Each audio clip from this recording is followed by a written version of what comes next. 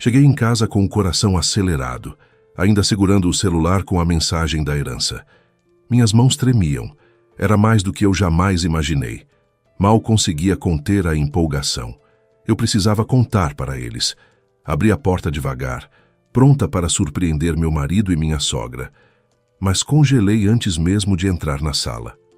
As vozes vinham da cozinha, baixas, tensas. Dei mais um passo, sem fazer barulho. Então ouvi meu nome, seguido de algo que fez meu estômago despencar. Fiquei imóvel, escondida no corredor enquanto cada palavra revelava um plano que eu nunca deveria ter escutado. Bem-vindos ao Recanto das Histórias. Antes de começarmos, por favor, escrevam de onde vocês estão nos assistindo. Gostamos muito de saber até onde nossas histórias estão chegando. Ana nunca concordou com a opinião de que duas donas de casa na mesma cozinha é algo ruim. Dona Vera era uma sogra maravilhosa e Ana a amava e respeitava de verdade. A moça tinha certeza de que a senhora mais velha também a via da mesma forma. 10 anos atrás, Marcos apresentou Ana à sua mãe, e as duas mulheres se gostaram imediatamente. Quando os jovens se casaram, Dona Vera declarou com firmeza que eles morariam no apartamento de 3 quartos dela. Seria mais alegre para ela, e seria uma ajuda para eles quando viessem os filhos. Mas os anos passaram, e os tão esperados netos simplesmente não apareceram. Ana se sentia culpada, e estava preparada para o pior. Ela sabia que Marcos queria muito um filho, e estava disposta a fechar os olhos para uma traição caso acontecesse. Se o sonho de Marcos se realizasse e ele encontrasse uma mulher disposta a lhe dar um filho, Ana pediria o divórcio imediatamente. Ela amava Marcos demais para privá-lo da alegria de ser pai. Mas o tempo foi passando e as conversas sobre herdeiros foram se apagando quase sem que ninguém percebesse. Ana se alegrava com isso, achando que o marido e a sogra tinham se conformado com a situação. Ela esperava que o assunto dos filhos tivesse ficado para sempre no passado. Afinal, algumas pessoas vivem a vida sem filhos. Em gratidão pela compreensão do marido e de Dona Vera, Ana fazia tudo para que eles vivessem bem. Ela se empenhava ao máximo para tornar a vida deles fácil e feliz, e conseguia. Ela tomou para si todas as tarefas domésticas. Dona Vera comandava apenas a cozinha. A família unida nunca se entediava. No verão, os 3 costumavam ir juntos ao mar, e todo o inverno Ana encontrava clínicas de repouso para Dona Vera e a mandava para lá, para cuidar da saúde e se tratar. A senhora mais velha sofria de dores nas articulações. O relacionamento na família era surpreendentemente caloroso e cheio de confiança. Todas as questões importantes eram resolvidas juntos. Nunca brigavam, nem se magoavam. Um verdadeiro idílio. Ana não acreditava na própria felicidade. Não acreditava que isso fosse possível. Em 10 anos, ela só ouviu uma vez a sogra fazer um comentário negativo sobre ela. Foi no verão anterior. Naquela noite, Ana voltava do trabalho e avistou de longe a sogra. Ela estava sentada num banco perto da entrada do prédio, conversando com alguém pelo telefone. Quando a moça se aproximou, chegou até ela a voz forte de Dona Vera. "Boa nora eu tenho", dizia alegremente a sogra para uma amiga. "Mas é uma flor estéril, todo esse tempo e não nos deu ninguém. Agora já não vai dar mesmo. Meu Marquinho errou na escolha, errou muito. Mas ele diz que a ama e eu nunca vou contra meu filho." Ana se escondeu nos arbustos atrás da sogra, esperou que ela mudasse de assunto e só então se mostrou. Ouvir aquilo foi triste e doloroso, mas era a verdade, então ela simplesmente engoliu a mágoa. Já havia se passado 1 ano e as palavras que a feriram iam aos poucos se apagando da memória. Chegou o verão, e a família escolhia para qual destino ir naquele ano. Dona Vera se acomodou na poltrona confortável da sala. Ela espalhou na mesinha à sua frente folhetos de cruzeiros fluviais e sorriu de forma sonhadora para a nora. "Ana, e se tentarmos um cruzeiro? Nunca naveguei por rios nem por mares. Se gostar, no ano que vem podemos juntar mais dinheiro e embarcar num grande navio pelo oceano." Ana riu alegremente. A ideia da sogra lhe agradou. Ela mal ia responder quando seu telefone tocou. Do outro lado da linha veio uma voz masculina desconhecida, bem articulada. Ribeiro Ana Cristina, respondeu ela, surpresa. Fui Ribeiro há 10 anos. Agora sou Souza, pelo sobrenome do marido. O que o senhor deseja? A sogra largou os folhetos e prestou atenção com curiosidade na conversa da nora. Uma pessoa quer muito falar com a senhora, disse o desconhecido. Ribeiro Pedro Paulo. A senhora se lembra de quem é? Oh, sim. Ana se lembrava muito bem desse homem, embora o tivesse visto por não mais de 2 minutos em toda a sua vida. Mesmo assim, aquele encontro ela guardava da primeira à última palavra. Lembro, respondeu ela friamente. E o que Pedro Paulo quer de mim? Ele mesmo vai explicar, disse o homem com calma. Agora vou passar o telefone para ele. Ana não queria falar com aquela pessoa. Até hoje, ela não o havia perdoado por aquele único encontro, numa noite fria de inverno. Não era por ela que sentia mágoa, mas pela mãe. Afinal, Pedro Paulo nem sequer havia deixado sua própria filha e a netinha pequena entrarem em casa. Ele não dera à mãe de Ana a chance de dizer que desgraça a havia levado até a casa dos pais. Aquele encontro acabou de vez com a mãe, encurtando ao limite sua vida tão breve. Mariana se foi aos 32 anos. Agora, Ana não tinha nenhuma vontade de falar com o homem que era avô de sangue dela. Ele era pior do que um estranho qualquer. Ela não desligou o telefone apenas por respeito à idade dele. Não se lembrava ao certo de quantos anos ele tinha. Sabia apenas que andava pelos 80. Alô? Soou do telefone uma voz velha e fraca. Netinha, é você? Ana torceu os lábios numa careta de desagrado. De avô ela precisava muitos anos atrás, quando todas as crianças tinham mãe e pai, avós, e ela só tinha a mãe. Uma mãe maravilhosa, extraordinária, amada, que em 2 meses foi consumida por uma doença grave. Estou ouvindo, respondeu Ana friamente. Pela voz do velho, ela percebeu que ele estava fraco e pensou que talvez estivesse gravemente doente, mas, estranhamente, o coração não se abrandou de pena por aquele parente.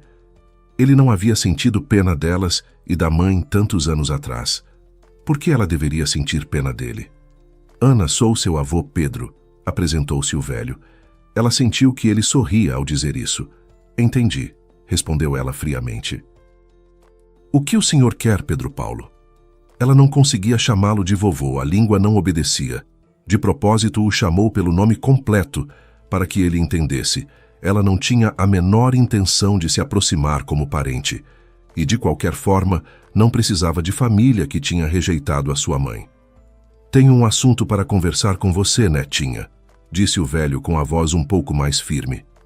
Precisamos conversar, mas não pelo telefone. Quero te contar algo muito importante. Venha me visitar.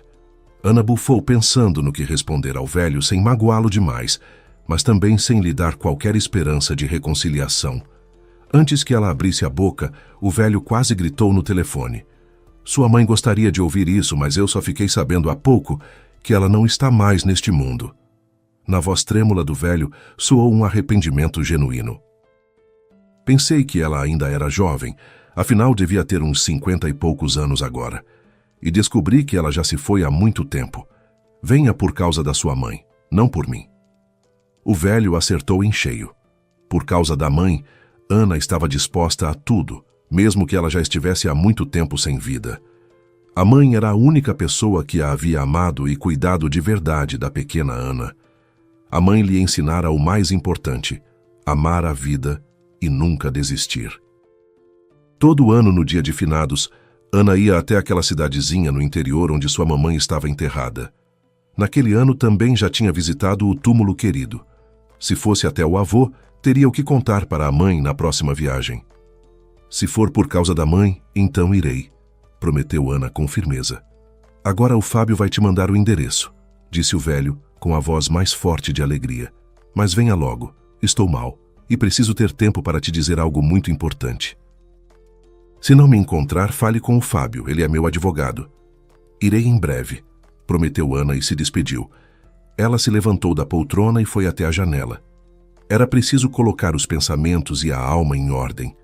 Ana não imaginava que as lembranças dos avós de sua mãe seriam tão pesadas e desagradáveis para ela. O telefone deu um aviso. Era uma mensagem com o endereço do avô. Aquele endereço ela conhecia muito bem. Era para lá que elas tinham ido de táxi com a mãe, numa noite fria de inverno, 22 anos atrás. E foi de lá que o mesmo táxi as havia levado 5 minutos após a chegada. A mãe, como se pressentisse que a conversa com os pais não aconteceria, pediu ao taxista que esperasse uns 15 minutos, e bastaram 5. Ana calculou que a viagem até a casa do avô no interior levaria cerca de um dia inteiro. Na manhã seguinte, ela pediria folga no trabalho e iria até ele. Dona Vera olhava para a nora e percebia que ela estava abalada pela conversa que havia acabado de ter. Ana, não entendi nada. Com quem você estava falando? Foi uma conversa desagradável. Você está com a cara branca. A moça sentiu que precisava desabafar. Ela nunca havia contado ao marido e à sogra sobre a própria família. Não queria que sentissem pena dela. Tudo havia acontecido 28 anos atrás. Ana tinha 1 ano e meio.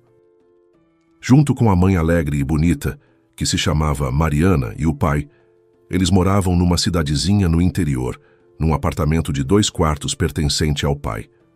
O homem viajava muito a trabalho. Em uma dessas viagens, conheceu uma agradável dona de agência de turismo, moradora da capital, não tão jovem, mas bastante abastada. Por essa mulher e pelo seu negócio sólido, ele estava disposto a tudo, inclusive a abandonar a sua companheira com uma filha de 1 ano e meio. E para não passar vergonha diante da nova escolhida, para mostrar que também tinha dinheiro, expulsou Mariana com a filha e vendeu o apartamento que lhe pertencia. Depois disso, Ana nunca mais soube nada sobre o pai.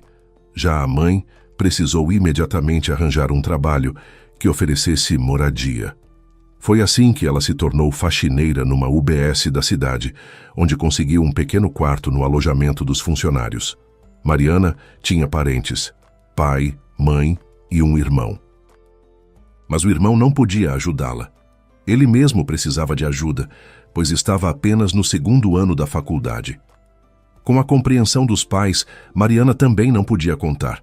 Quando ela os apresentou ao namorado, o pai severo disse logo que se ela se envolvesse com aquele homem, jamais cruzaria a soleira da casa dos pais.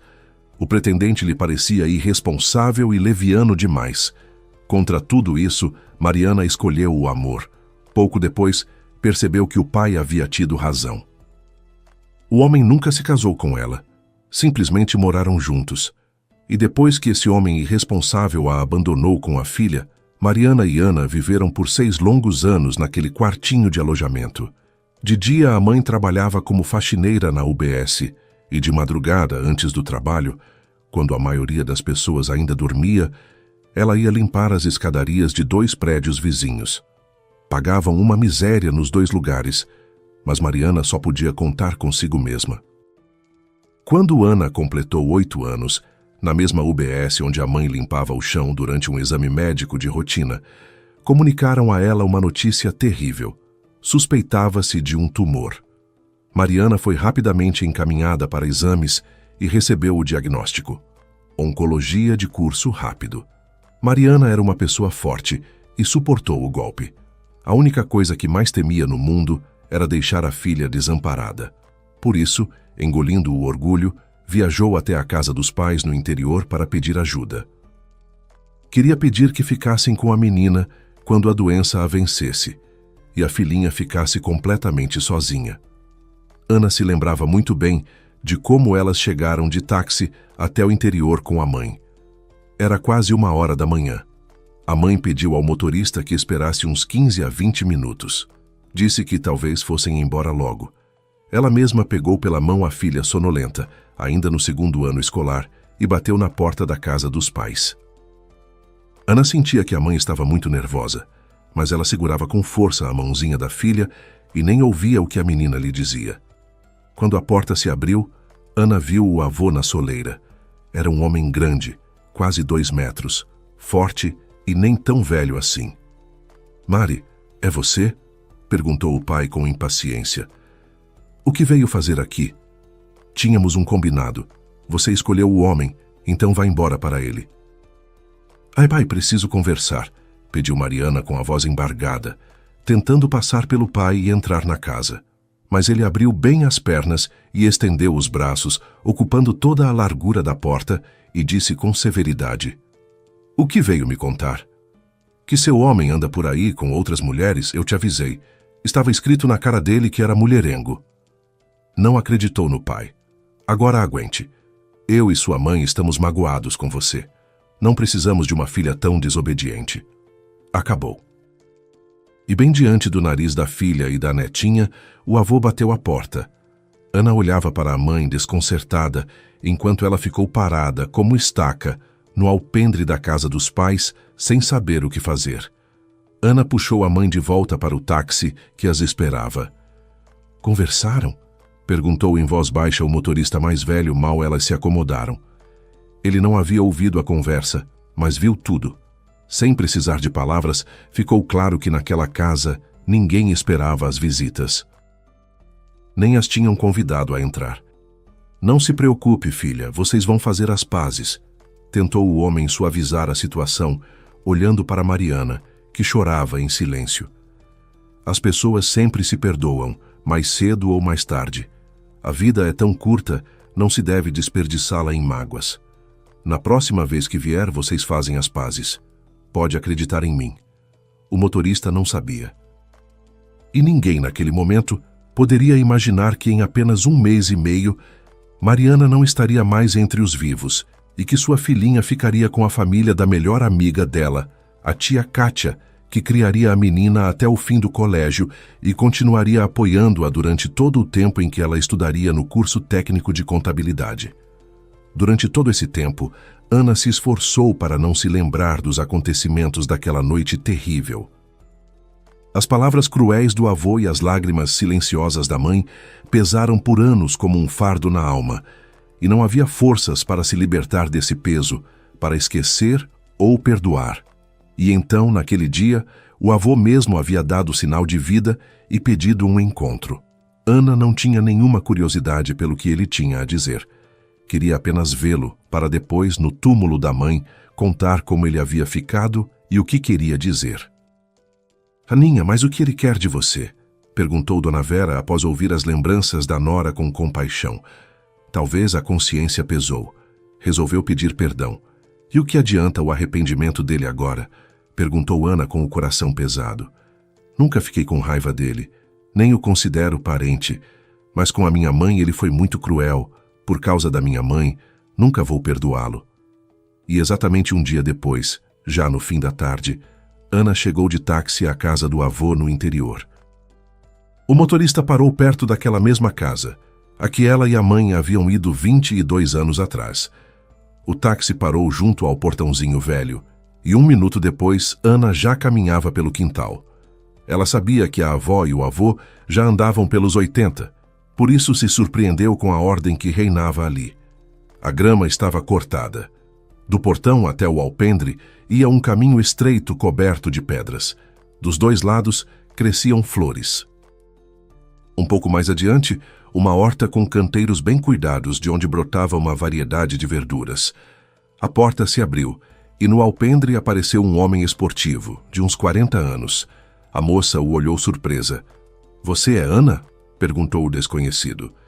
Sem esperar resposta, apresentou-se. — Sou Fábio Aveiro, advogado do seu avô. Ele está descansando. Pode entrar. Ana olhava para o advogado com espanto. Ela não conseguia entender o que um advogado fazia na casa do avô. Com que dinheiro o velho o havia contratado? E para quê? Entendo o que está pensando, sorriu Aveiro. Agora eu e Pedro Paulo vamos explicar tudo. Ele abriu bem a porta, convidando a visita a entrar com um gesto. Enquanto ela subia os degraus, perguntou: Você reparou como o quintal está bonito e bem cuidado?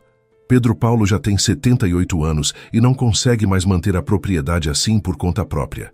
Mas ele tem recursos. Então eu o ajudei a contratar 2 pessoas. Elas mantêm tudo em ordem. E a vovó tinha quantos anos? Perguntou Ana, surpresa com as palavras do advogado. Ela era 2 anos mais nova que o marido, respondeu Fábio. Mas já se foi há muito tempo. Agora vamos entrar. E Pedro Paulo vai contar tudo, e eu o ajudo se ele esquecer alguma coisa. O velho ouviu o táxi de Ana parar perto da casa e mal o advogado saiu para o alpendre, Pedro Paulo também apressou-se a sair. Ele sabia que a neta estava para chegar a qualquer momento e ficara muito nervoso antes do encontro, pois tinha muita coisa para dizer a ela. Ele ficou à janela e observou Ana subir devagar os degraus. Decidido, foi ao encontro dela. A moça se surpreendeu ao vê-lo. O avô havia mudado muito pouco nos 22 anos em que não se viam. Era ainda o mesmo gigante de costas eretas e olhar severo. Só que a cabeça agora estava completamente branca, e nas mãos havia uma bengala em que ele se apoiava. Olá, netinha. Ele a abraçou com força com um braço e a apertou contra si. Obrigado por ter vindo. Eu duvidava. Achei que você estava magoada comigo. Não, respondeu Ana com frieza. Mas quero avisar que vim por pouco tempo. Portanto, se o senhor queria me dizer algo, não vamos perder tempo. Enquanto a moça dizia isso, percorreu com o olhar os cômodos da casa e ficou surpresa. Por dentro, a moradia parecia mais um apartamento moderno de cidade do que uma casa no interior. Fábio os conduziu até a sala. Ali havia reforma recente e móveis modernos. Ana não parava de se surpreender. Pelas palavras da mãe, ela se lembrava de que os avós eram pessoas muito pobres. Era difícil entender de onde um velho do interior havia tirado dinheiro para a reforma e advogado. A moça esperava as explicações com curiosidade. Depois que o avô e Ana se sentaram à mesa, Fábio trouxe da cozinha uma bandeja com xícaras de café e um pratinho de biscoitos, mas Pedro Paulo nem olhou para o café. Olhou fixamente para a neta, depois lhe sorriu e disse com pesar: Sei, netinha, que fiz muita coisa errada. Não só magoei sua mãe, como também não soube proteger sua avó, minha esposa. Quando ela soube que a filha havia morrido, começou a definhar. Ficou doente por 1 ano e foi atrás da filha. O velho suspirou fundo e continuou. E pouco depois, nosso filho mais novo também partiu, o irmão mais novo da sua mãe. Fiquei completamente sozinho no mundo. Não queria mais nada. Só sonhava em encontrar você. Graças a Deus, o Fábio me ajudou. A moça ouvia em silêncio a história do avô. Era evidente que o velho havia ensaiado muitas vezes, dentro de si, o que agora contava à visita. Sua fala era simples, clara e triste. Havia nela um arrependimento genuíno, mas Ana não precisava desse arrependimento. Ela olhava para o avô e sentia no fundo da alma apenas um vazio. Não havia pena por ele, nem bondade, nem amor.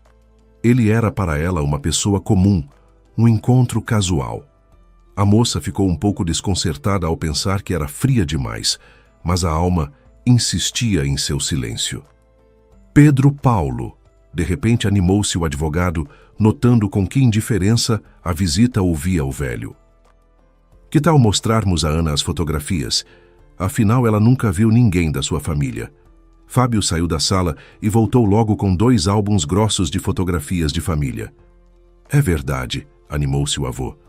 Deixa ela ver como sua mãe era de criança e que mulher linda era sua avó quando jovem. O velho começou a folhear o álbum febrilmente, procurando as melhores fotos. Logo na mesa diante de Ana estavam as fotos de infância e adolescência da mãe. Nelas, Mariana era alegre e bonita. É verdade que sempre vestida de forma muito simples, com vestidos e jaquetinhas sem graça, mas em quase todas as fotos ela sorria. Posso ficar com essas fotos? Perguntou Ana ao avô, emocionada pelas lembranças da mãe. Claro, netinha, respondeu prontamente o velho. Você é a única que restou da nossa família. Eu já não conto. Os 2 álbuns agora são seus. Leve todos. Já que chegamos a esse assunto, você precisa saber tudo o que lhe pertence por direito. O avô falava e falava sem parar, mas Ana mal prestava atenção. Toda a sua atenção estava voltada para as fotos dos álbuns. Ela ouvia vagamente que o avô falava sobre os acontecimentos de 22 anos atrás. Sobre aquela noite fria de inverno, em que ela e a mãe haviam ido ao interior. O avô contava que, no momento em que ele estava na soleira conversando com a filha Mari, a avó dormia profundamente. Só de manhã o avô lhe contou que a filha havia vindo com a netinha. A avó o repreendeu duramente, chorou e o censurou. Como ele pôde não deixar a própria filha entrar? O velho sabia muito bem que a esposa procurava insistentemente por Mari. Ela até havia encontrado o apartamento onde a filha morava com o namorado, mas descobriu que ali havia muito tempo moravam outras pessoas, que não sabiam onde a jovem com a filhinha estava agora. A mãe de Mariana não conseguiu encontrar nenhum rastro da filha e da netinha. Quem os encontrou foi o irmão de Mari, depois que terminou a faculdade. Ele se tornou um empresário de sucesso e conseguiu contratar um detetive que foi juntando fragmentos de informação para descobrir onde procurar a mulher e a menina. O detetive encontrou o alojamento em que ela morava depois de se separar do namorado irresponsável. Passou pela UBS, onde ela trabalhava como faxineira. Foi lá que soube da morte de Mariana por doença incurável. Na UBS, contaram também que a Ana, então com 8 anos, havia sido levada pela amiga Kátia depois da morte da mãe. Ela formalizou a tutela da menina. Já o rastro de Kátia, o detetive não conseguiu encontrar. Ele só conseguiu apurar que 1 ano após assumir a tutela, Kátia se divorciou do marido, voltou ao sobrenome de solteira, levou Ana e foi para a capital. Ali, os rastros se perderam. "Procuramos por você, netinha", disse o avô com vergonha. "Nenhum de seus parentes, nem a avó, nem o seu tio, jamais viraram as costas para você e sua mãe. A culpa foi só minha. Fui eu que proibi todos de pronunciar o nome de Mari em casa. Estava muito irritado com ela. Ela era uma moça linda. Os rapazes bons e confiáveis se interessavam por ela. Ela escolheu aquele metido à besta da capital." O advogado notou que a face de Ana se fechou e se apressou a mudar de assunto. "Tana", disse ele com firmeza, "Pedro Paulo está cansado, vamos deixá-lo descansar. O que ele ainda não contou, eu explico rapidinho." O velho obedientemente se levantou e foi para o seu quarto. Ana aguardava o que Fábio lhe diria. O advogado confessou que estava surpreso com a agitação de Pedro Paulo ao rever a neta. Normalmente, ele era calado e severo, e naquele dia havia falado sem parar. "Perdoe-o, Ana", disse Fábio, olhando nos olhos da visita com seriedade. Ele pagou um preço muito alto pela sua decisão de afastar a filha. Ficou falando de tudo aqui, mas o mais importante esqueceu de mencionar de tanto nervoso. O advogado contou que assim que descobriram onde Mariana estava enterrada, o avô passou a ir regularmente ao cemitério visitar a filha. Ficava sentado longamente ao lado do túmulo, chorava, pedia perdão. E agora queria muito colocar para ela uma lápide bonita e caprichada. Os artistas já haviam feito um esboço do monumento, mas ele não se decidia a encomendar sem a aprovação de Ana. Esperava que cedo ou tarde a encontraria. Fábio disse que no dia seguinte estava planejada uma visita ao cemitério onde estavam a avó, o tio e a mãe de Ana. Convidou-a a se juntar. Ana aceitou de bom grado. A moça admitiu para si mesma que não sentia raiva da avó nem do tio. Ao contrário, sentia carinho e gratidão por terem amado, lembrado e procurado ela e a mãe. "Não entendi", aproveitou um momento oportuno para perguntar a Ana. "Você mora aqui com Pedro Paulo?" Fábio Aveiro sorriu e respondeu: "Fui amigo do seu tio, trabalhava como advogado na empresa dele. Ele tinha uns 30 anos quando fez o testamento. Viajava muito a trabalho, praticava esportes de risco, tinha medo de que algo pudesse lhe acontecer. Aos 38, ele morreu num acidente. Desde então, eu tomo conta dos seus assuntos. Ele me pediu que, se acontecesse algo, eu não abandonasse o velho. E eu cumpro o pedido dele." O advogado explicou que havia vindo até ali apenas provisoriamente. Assim que soube onde Ana morava, veio imediatamente com a notícia para Pedro Paulo. O velho ficou muito feliz e exigiu que Fábio ligasse para a neta de imediato. Foi quando Ana ouviu pela primeira vez a voz do avô pelo telefone. Fábio explicou detalhadamente que, no restante do tempo, 2 pessoas cuidavam de Pedro Paulo. Na manhã seguinte, elas deveriam chegar. Um casal de moradores da região, pessoas muito boas, honestas e trabalhadoras. Pedro Paulo os pagava, e eles faziam em casa e no quintal tudo o que ele pedia. A mulher cozinhava, lavava e mantinha a casa limpa, e o homem cuidava do quintal, da terra e da horta. "E a aposentadoria dele dá para tudo isso?" perguntou Ana. "Sobrou alguma coisa do filho", respondeu o advogado com cautela. "Mais tarde você vai entender melhor." No dia seguinte, Ana, o avô e Fábio passaram o dia todo indo de cemitério em cemitério. Visitaram os túmulos da avó e do tio. Depois foram até a cidadezinha no interior onde Mariana estava enterrada. Ana gostou muito do esboço do monumento que o avô pretendia colocar no túmulo da mãe. É verdade que parecia bastante suntuoso, mas a figurinha feminina era muito parecida com a mãe e era comovente até as lágrimas. Ana aprovou a ideia do avô. Ao ouvir isso, Pedro Paulo sorriu satisfeito e disse: "Ótimo, então vamos agora mesmo à cidade encomendar. Os mestres me disseram que fazem em 1 semana e já instalam logo depois." Na manhã seguinte, a moça se preparava para voltar para casa, mas durante a noite o avô passou muito mal. Fábio chamou uma ambulância, mas ele não chegou ao hospital. No caminho, o coração parou. Ana ligou para a sogra e disse que ia se atrasar no interior. Era preciso cuidar dos trâmites do funeral. Fábio a ajudou em tudo, e em 3 dias tudo estava resolvido. Durante todo esse tempo, Fábio esteve ao lado dela, discreto e atencioso.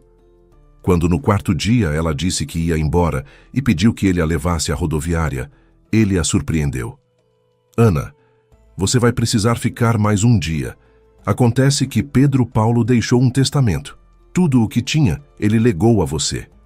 Vamos amanhã ao cartório e abriremos o processo de inventário, para que você não precise voltar aqui especialmente para isso." Ana percorreu com o olhar a sala em que estavam sentados e disse que, para ser honesta, aquela herança não lhe servia de muito. Não pretendia morar no interior. Ir até lá no verão era longe demais e dificilmente conseguiria um preço decente pela casa numa região tão isolada. "Mesmo assim", disse Fábio com firmeza, "a casa é velha, mas muito sólida, além de ter reforma nova e eletrodomésticos modernos. Não se sabe como a sua vida vai ser daqui para frente. Você não tem moradia própria." Ana deu um sorriso triste. Moradia própria ela não tinha, mas em nenhuma circunstância concordaria em se mudar para aquela cidadezinha no meio do nada. Lá só moravam velhos.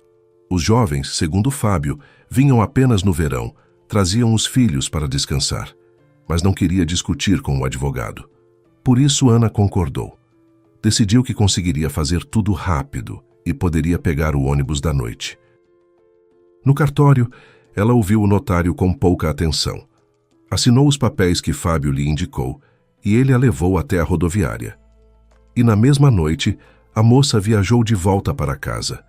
Ficou contente por ter visto o avô, por ter aprendido tantas coisas novas e interessantes sobre a família da mãe e sobre os parentes. Doeu até as lágrimas não ter conhecido a avó e o tio enquanto viviam. Ana não duvidava de que fossem pessoas maravilhosas. Havia apenas uma consolação. Apesar de o destino não ter sido tão generoso com ela, nesta vida ela não estava sozinha.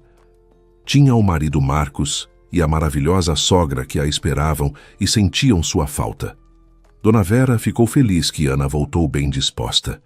A senhora mais velha havia se preocupado com a nora, com medo de que o encontro com o avô e o funeral seguinte pudessem a abater. Mas ao que parecia, a nora havia sido recebida com bastante calor, e a partida do velho Ana recebeu com tranquilidade. A vida voltou rapidamente ao seu curso. O verão acabou, depois o outono, e o ano novo se aproximava. Ultimamente, Ana não gostava de chegar em casa antes de Marcos. Quando ele estava, tudo era tranquilo, mas se ele se atrasava no trabalho, Dona Vera invariavelmente puxava conversa sobre finanças.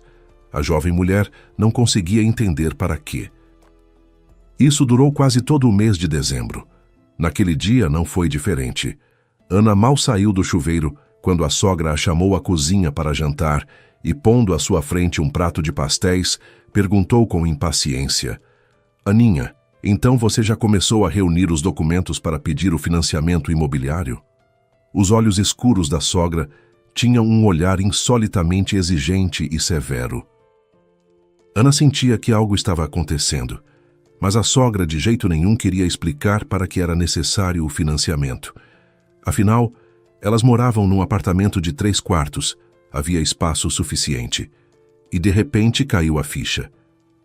Dona Vera, me diga com sinceridade, sorriu maliciosamente a moça. Você vai se casar. Era a única explicação que lhe ocorreu. Se Dona Vera pretendia se casar e o pretendente não tinha moradia, a questão do financiamento fazia todo sentido. A sogra tinha 65 anos. Era atraente, interessante no trato, possuía uma capacidade incrível de conquistar qualquer interlocutor e tinha um bom temperamento. Por isso, Dona Vera, muito bem, poderia ter encantado algum homem solitário e cultivado. Mas a sogra não se apressou a responder à pergunta simples da nora. Seu rosto ficou assustadoramente fechado e ela disse com um tom exigente: Ana, você sempre confiou em mim. Não entendo o que mudou. Para que perguntas desnecessárias? Se eu digo que precisamos do financiamento imobiliário, então é preciso pegá-lo. Ana ficou muito surpresa. Ela não conseguia entender para que isso servia à família. A recusa obstinada da sogra em explicar a situação deixou a jovem ainda mais preocupada. Afinal, normalmente todas as questões eram resolvidas em família. Mas por que desta vez tudo estava tão nebuloso? Marcos também não parecia disposto a lhe explicar nada. Para não irritar a sogra, Ana respondeu com calma: Dona Vera, hoje é quarta-feira. Prometo que até a sexta-feira da semana que vem vou verificar o que é possível e lhe dou a resposta definitiva. Financiamento imobiliário não é uma coisa rápida. Precisa correr nos bancos, conhecer as condições. Mas antes do ano novo já vamos saber de tudo.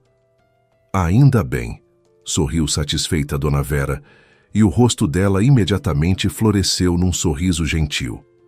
Já Ana sentiu crescer na alma um pressentimento ruim. Não apenas ruim, algo assustador, apavorante, como se um furacão estivesse prestes a desabar sobre ela, varrendo tudo em seu caminho. Surgiu a sensação de catástrofe, de algo completamente inesperado, mas já se aproximando. E na manhã seguinte, ela recebeu uma ligação. Era o advogado do avô Fábio Aveiro. Ele disse que os documentos para a entrada no inventário estavam prontos. Ela precisava ir buscar.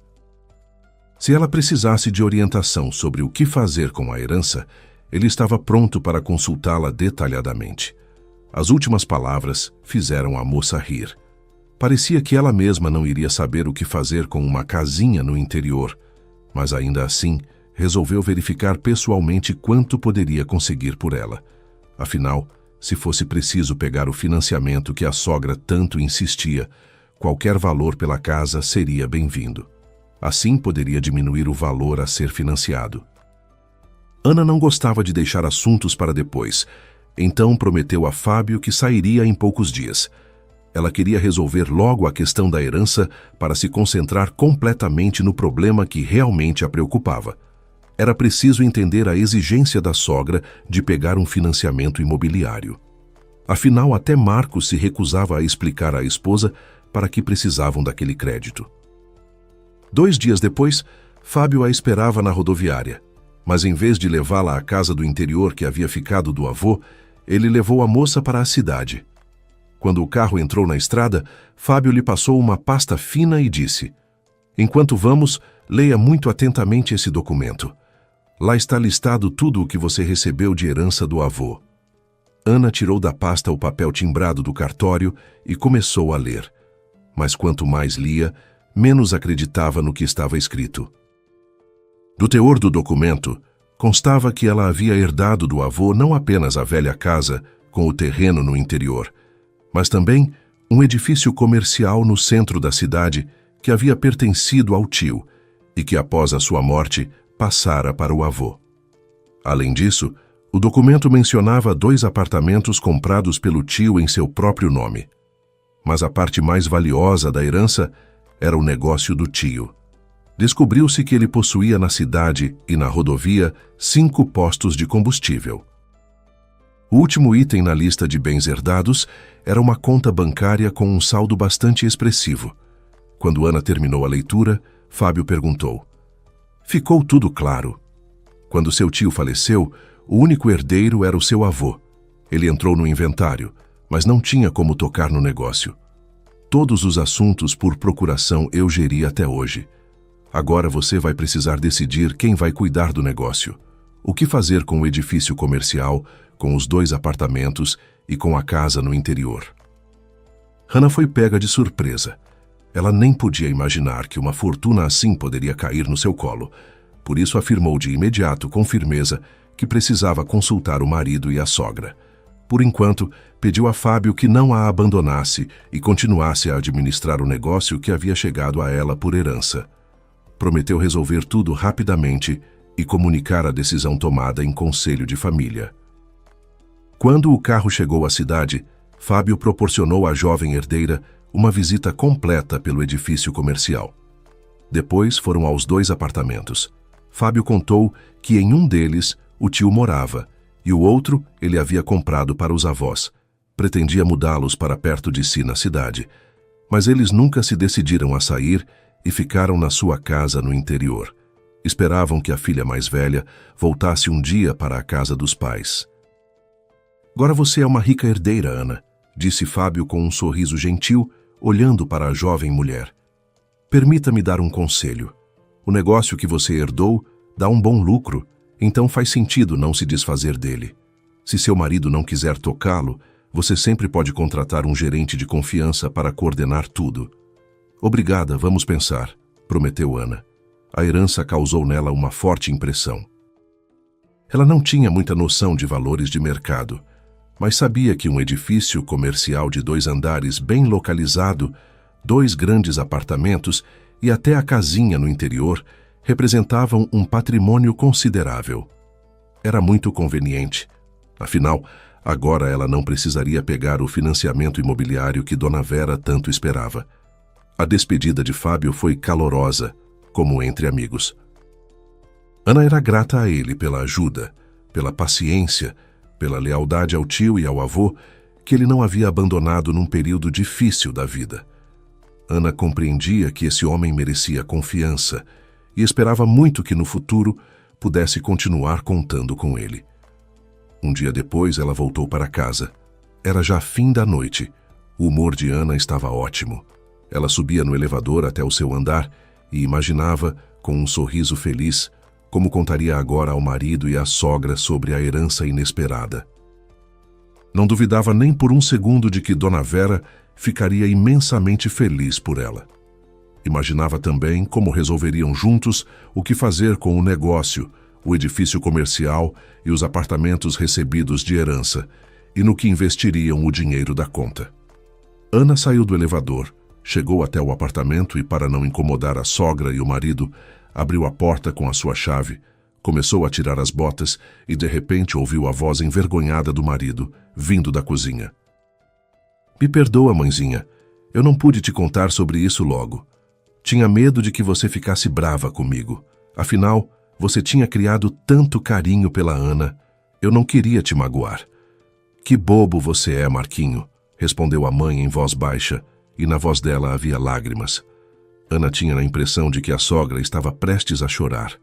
Tão pesado era o assunto que ela e Marcos debatiam. "É claro.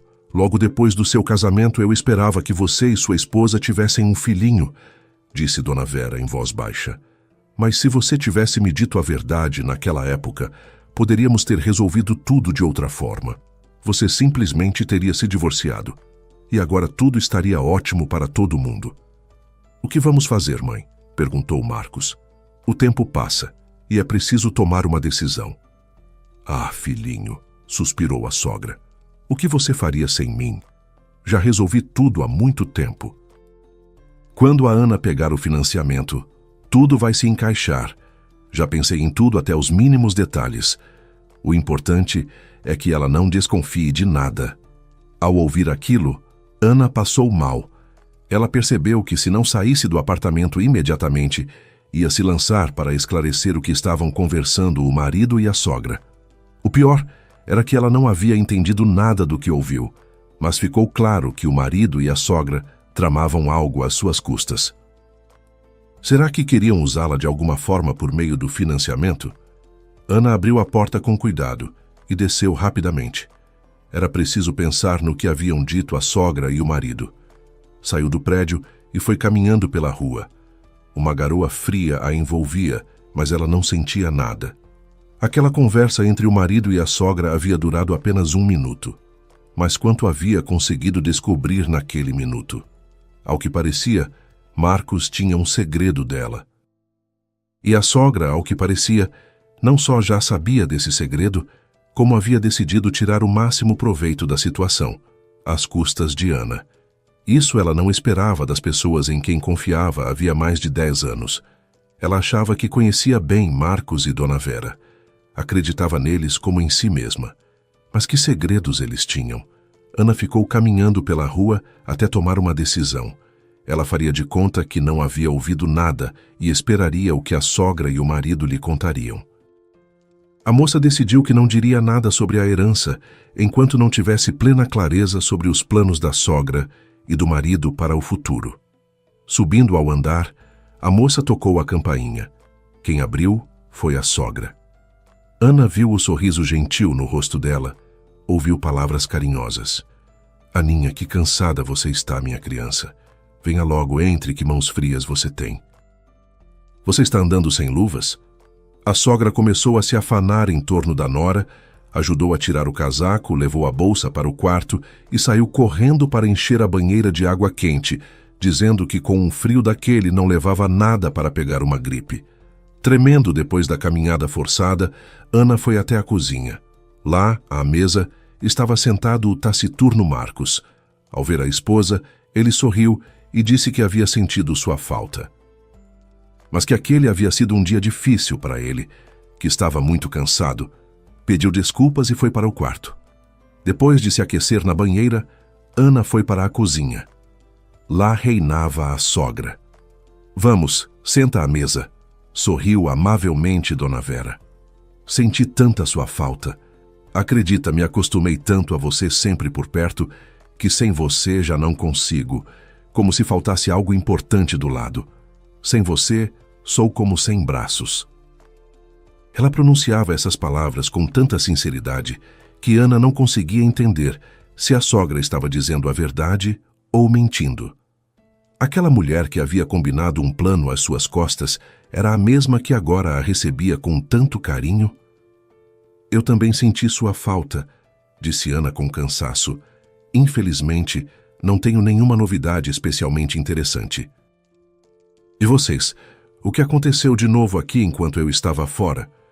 Ai, Aninha, melhor se não tivesse acontecido nada. De repente, desabafou Dona Vera.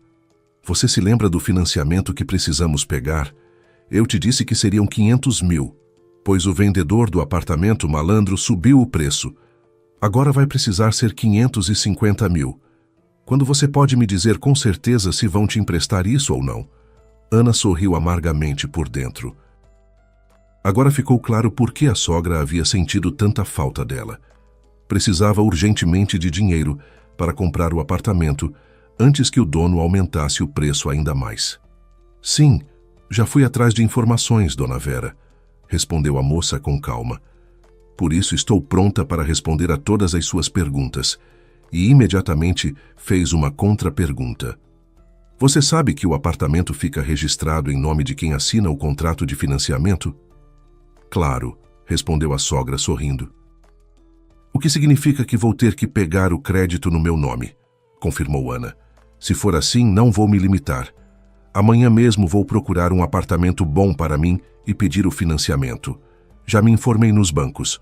Com o meu salário de contadora-chefe, me disseram que consigo um crédito razoável. E agora que tenho patrimônio em meu nome, as chances são ainda melhores. Nossa, Aninha, assustou-se a sogra. Vai ter que comprometer boa parte do seu salário para pagar o crédito. E para viver com o que vamos ficar? Dona Vera, decida logo o que é mais importante para a senhora.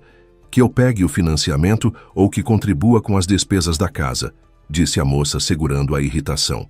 A senhora nem me disse para que precisa do apartamento financiado. Então decidi que vou cuidar de tudo sozinha, pegar o crédito e registrar o apartamento no meu nome, para que a senhora e o Marcos não tenham nenhum transtorno. Jamais Ana vira a sogra tão desconcertada. Pelo visto, ela esperava que a nora pusesse condições que resistisse ao crédito, e para essa reviravolta não estava absolutamente preparada. Ana estava desagradavelmente surpresa. Será que Dona Vera contava e continuaria contando com que Ana não só pagasse o crédito pelo apartamento, mas também arcasse com as despesas da casa? Pelo semblante de Dona Vera, ela desconfiava que a sogra não acreditava de todo em suas palavras. Mas Ana não estava brincando. A decisão havia chegado muito rápido. Ela entendia perfeitamente que seus dias naquela família estavam contados. Era preciso pensar em si mesma, no futuro, numa moradia própria. Por isso resolveu seriamente ir no dia seguinte, escolher um apartamento na cidade, em algum empreendimento novo, e contratar o financiamento. Com o patrimônio que agora possuía, qualquer banco lhe daria o crédito sem maiores dificuldades. Na manhã seguinte, Ana foi ao trabalho e pediu 3 semanas de férias. Ela pressentia que grandes mudanças estavam a caminho e queria se preparar ao máximo para elas. Do trabalho foi direto escolher um apartamento. Um corretor de imóveis mostrou várias opções num empreendimento novo. Ana decidiu não economizar e escolheu um apartamento de 3 quartos com uma grande varanda e janelas panorâmicas. Fez algumas fotos e disse que estava pronta para dar um sinal e se preparar para a escritura, mas antes de assinar qualquer coisa, ligou para o Fábio. O advogado lhe deu um par de conselhos valiosos e aprovou a decisão de comprar um apartamento novo. Disse que, se necessário, era possível vender algum bem da herança para quitar parte do financiamento antecipadamente e reduzir os juros. À noite, Ana mostrava as fotos do apartamento escolhido para a sogra e o marido. "Que beleza, quanto custa?" perguntou Dona Vera, esfregando as mãos de alegria e com os olhos brilhando de entusiasmo. "Quase 1 milhão", respondeu a nora. Aliás, o banco informou que, como sou casada, o Marcos precisaria aparecer para assinar a anuência, já que o imóvel estaria no meu nome. Só que, nesse caso, se eu deixasse de pagar, o bem conjugal poderia ser atingido. "Nossa, Aninha", preocupou-se a sogra. "Não quero que os dois se metam numa dívida assim. Já me basta ter o coração partido por você." "Nesse caso", disse Ana, "a solução seria convertermos nosso regime de bens para a separação total, por escritura pública. Assim, cada um responde apenas pelo que é seu, e o Marcos não correria nenhum risco." "Isso sim faz sentido", concordou a sogra, aliviada. "Façam isso." No dia seguinte, Ana e o marido foram ao cartório e formalizaram a alteração do regime de bens para a separação total, conforme previsto em lei. A partir dali, cada um responderia apenas pelo próprio patrimônio, sem que as dívidas de um pudessem recair sobre o outro. Depois disso, Ana deu continuidade ao processo de financiamento. Uma semana havia se passado desde o retorno do interior. O crédito foi aprovado e ela aguardava que o corretor marcasse a data da escritura. Junto com isso, a sogra ia ficando cada dia mais gentil e radiante. Essa circunstância deixava Ana muito tensa. Ela não conseguia entender por que Dona Vera estava tão feliz, a mesma mulher que, nas sombras, planejava se instalar com os netos às custas da nora. Mas Ana aguardava, calada. A resposta veio de repente e deixou Ana atordoada. Naquela manhã, Marcos disse que foi para o trabalho, e Dona Vera saiu apressada para resolver uns assuntos, avisando que voltaria por volta das 3 da tarde. Ana estava em casa esperando o telefonema do corretor para acertar os últimos detalhes antes da escritura prevista para os próximos dias. De repente tocaram a campainha. Ana abriu a porta e viu na soleira um garotinho de uns 8 anos. "O que você quer?"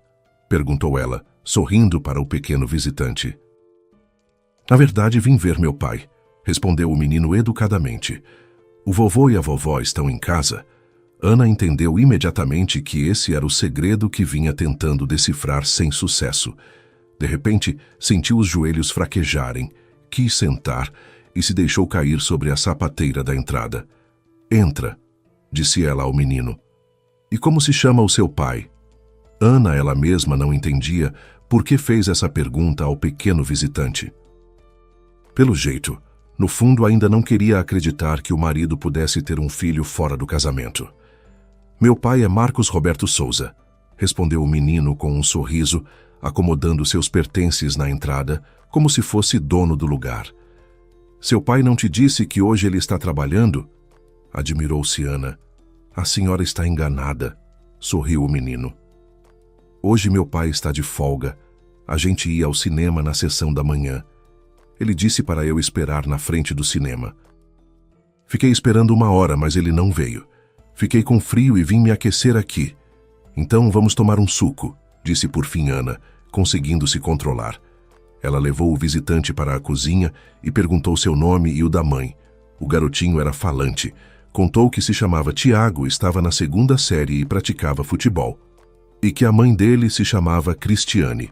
Ela não tinha ido ao cinema com Tiago e o pai porque estava cuidando da irmãzinha pequena, que em breve completaria 1 ano. Quando Ana perguntou onde a família de Tiago morava, o menino disse que moravam com a avó num apartamento de 1 quarto, mas que o pai prometeu que em breve todos eles se mudariam para um apartamento de 3 quartos. Ana ouvia o menino, mas as palavras dele custavam a se encaixar na sua cabeça. Ouviu-se o barulho da porta de entrada e, pelos passos, ela percebeu que Marcos havia chegado. 1 minuto depois, ele estava na porta da cozinha. Nem havia tirado o casaco e ficou parado olhando para Tiago sentado à mesa com um copo de suco. "Achei que você estava no trabalho", disse Ana ao marido com um leve sorriso irônico. "O que você está fazendo aqui?", perguntou Marcos com raiva olhando para Tiago. O menino fechou o rosto e respondeu inseguro. "Fiquei esperando você 1 hora perto do cinema, como tínhamos combinado, mas você não veio e resolvi vir para cá me aquecer." "Eu te proibi de vir aqui sem permissão", disse Marcos com indignação. O menino se levantou desconcertado da mesa e foi sair da cozinha. "Para onde você vai?" Ana tocou levemente no ombro dele e o empurrou de volta ao lugar de onde acabara de se levantar.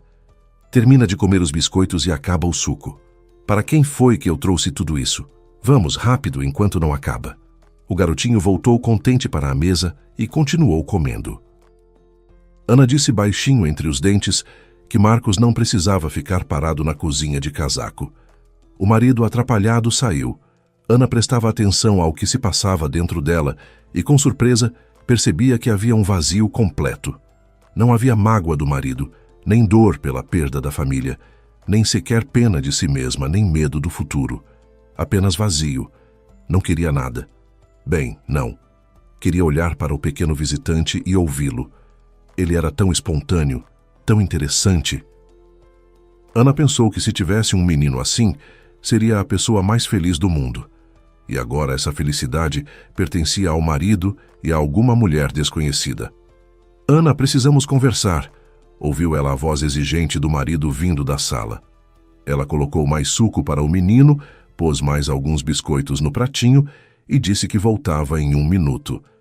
Marcos nervosamente andava de um lado para o outro na sala grande. "Você não deve tirar nenhuma conclusão antes de eu te explicar tudo", disse Marcos. "Estou completamente perdido. Não sei o que fazer, como agir para que tudo fique bem para todo mundo." "Espera", interrompeu Ana com firmeza.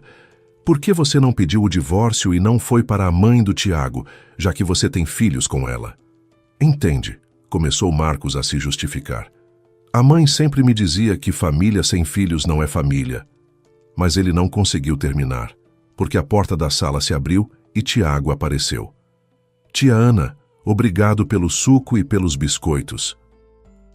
"Entra aqui", o convidou Ana. "Fala com o seu pai, vocês iam ao cinema. Se perderam a primeira sessão, podem ir na outra." "Não vou ao cinema com esse menino", disse Marcos nervosamente, olhando o filho com impaciência. "Em qual cinema você ficou me esperando?" Perto do Cine Shopping, respondeu o menino envergonhado. Eu te disse que nos encontrávamos no Cineplex, rosnou Marcos para o menino, engasgando de irritação. Ana ficou chocada com a forma como o marido falava com o próprio filho. Ela via que Tiago estava muito triste. Ele ficou cabisbaixo e parecia prestes a chorar. Tiago, eu tenho a tarde livre, disse Ana. Vamos ao cinema, você e eu. Faz uma eternidade que não vou ao cinema. Eles se vestiram rapidamente e saíram. O papai está de mau humor hoje, disse Ana com delicadeza. Ele costuma falar assim com você? O menino confessou com a voz baixinha que Marcos sempre gritava com ele e o chamava de nomes, de incapaz e preguiçoso. E que sabia por que o pai o tratava assim. Por quê? Perguntou Ana com pena. Porque eles e a mamãe não gostam de mim. Quando eu era pequenininho, a mamãe me deixou num abrigo. Aí, quando o papai ficou sabendo, obrigou a mamãe a me buscar. A mamãe não queria, mas o papai prometeu que ia se casar com ela e a gente ia morar todo junto. A mamãe me buscou e o papai nunca veio morar com a gente. Agora os dois ficam bravos comigo o tempo todo. Ana ficou em silêncio por um instante. O único ponto claro era: aquele menino havia tocado um destino muito duro. Nem com a mãe nem com o pai encontrava acolhimento. Era difícil dizer qual dos dois genitores daquele menino maravilhoso era pior. Você é tão especial, disse Ana depois de ouvir a triste confissão da criança. Que pena que você não é meu filho. Como eu gostaria de ter um menino igualzinho a você. Tiago sorriu em silêncio para Ana. Ela também lhe tinha caído muito no coração, mas ele não se atreveu a dizer isso. Suspirou fundo e disse: ainda bem que pelo menos a irmãzinha a mamãe ama. Não grita com ela. Eu já me acostumei a ser chamado de nomes. Quando crescer, vou embora, já que ninguém precisa de mim. Ana o ouvia com o coração apertado. Deu a ele a oportunidade de falar tudo o que precisava, e depois explicou com carinho que os adultos às vezes ficam muito sobrecarregados e perdem o controle. Pediu a Tiago que tentasse não guardar aquilo dentro de si, que não era culpa dele. Quando saíram do cinema, Ana deu ao menino o seu número de telefone e disse que se ele precisasse conversar ou precisasse de ajuda, podia ligar a qualquer hora. Ela voltou para casa com sentimentos misturados. Não tinha vontade de perguntar nada ao marido. Não acreditava que as palavras dele fossem sinceras e de mentiras já bastavam para aquele dia. Ana mesma ligou para o corretor e desmarcou a escritura. Ela já não sabia ao certo o que precisava.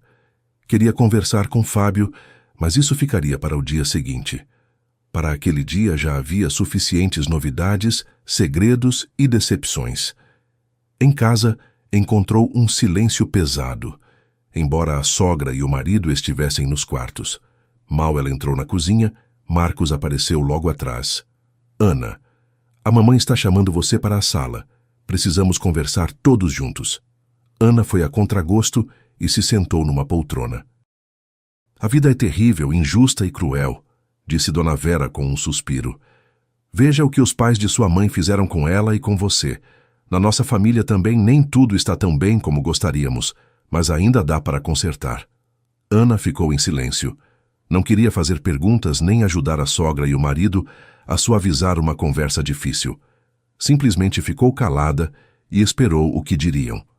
Dona Vera foi logo ao ponto. Ela contou que já nos primeiros meses após o casamento do filho, esperava notícias de gravidez de Ana. E quando percebeu que dela não viria neto, começou a dizer ao filho que família sem filhos não é família. Confesso, Ana, disse Dona Vera com ar arrependido. Eu chegava a insinuar ao meu filho que podia tentar um relacionamento fora do casamento. Se surgisse um filho, poderia se divorciar de você. Ainda mais que você mesma me disse uma vez que não seria contra se o Marcos tivesse um filho. Ainda não sou contra, não se conteve Ana. Mas o que me espanta é a forma como tudo isso foi feito. Além de me trair por anos, ele não assumiu a mulher que lhe deu filhos. Poderia ter formado uma família de verdade e criado o filho e a filha, e nem consegue conversar com o próprio filho sem gritar. Você não entendeu nada, Aninha. De repente, Dona Vera começou a chorar. Ana olhava para ela desconcertada, e esperou que ela se acalmasse. Por fim, a mulher se controlou e disse: Eu pensei justamente isso.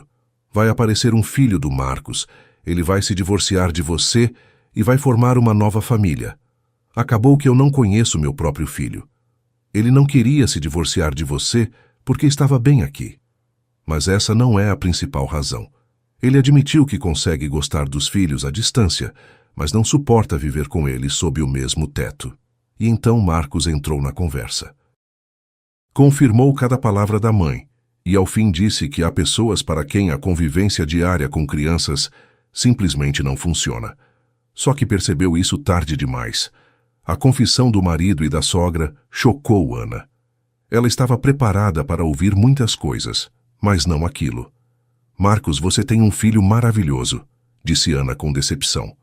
Aquele menino é um tesouro. De longe é que ele te parece maravilhoso, respondeu Marcos com impaciência. Conviver com ele no dia a dia é outra coisa. Ana observava o marido com espanto, enquanto ele, de pé, começava a descrever com irritação o quanto a convivência com os filhos o esgotava. O Tiago queria jogar bola, ir ao cinema, ao parque, e não parava de fazer perguntas sobre tudo: espaço, animais, como as coisas funcionavam. E a filhinha pequena, então, quando a mãe saía e o deixava com ela por uma hora, a menina exigia atenção constante, chorava, precisava ser trocada, alimentada, amparada a cada instante. Isso não é para mim, você entende?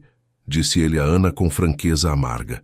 Mas eu estava conseguindo lidar com tudo, até que a Cristiane disse que ia te contar tudo. Marcos confessou que não queria uma reviravolta em casa, mas não sabia como conter a situação.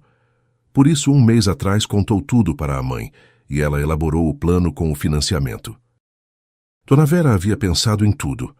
Ana pegaria o crédito, ela e Marcos se mudariam para o apartamento financiado, e Dona Vera ficaria no apartamento de 3 quartos com os netos e a mãe deles.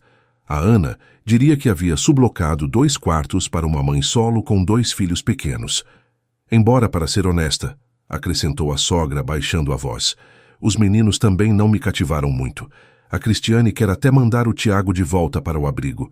Diz que não consegue lidar com ele. Que não obedece, que dá muito trabalho. Aquilo Ana não conseguiu suportar.